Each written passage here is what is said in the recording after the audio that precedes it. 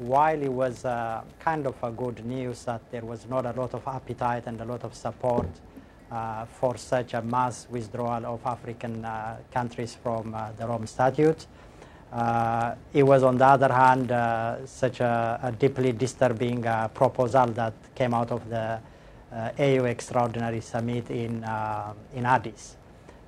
basically in two fronts. One, in a sense that what seemed to be a priority issue for the African heads of state was a question of protecting or shielding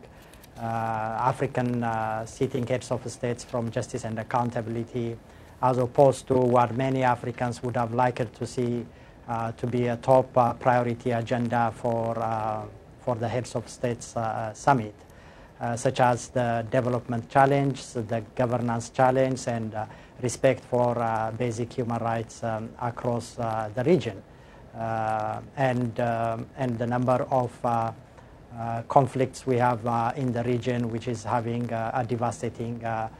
impact on millions and millions of civilians across the continent. So it was very disappointing to see that the priority for the heads of state was something other than these pressing needs. On a second point, it was deeply disappointing that the resolution of the summit is kind of turning back the clock on the fight against impunity by calling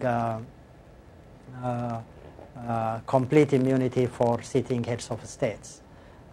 International law and international human rights law has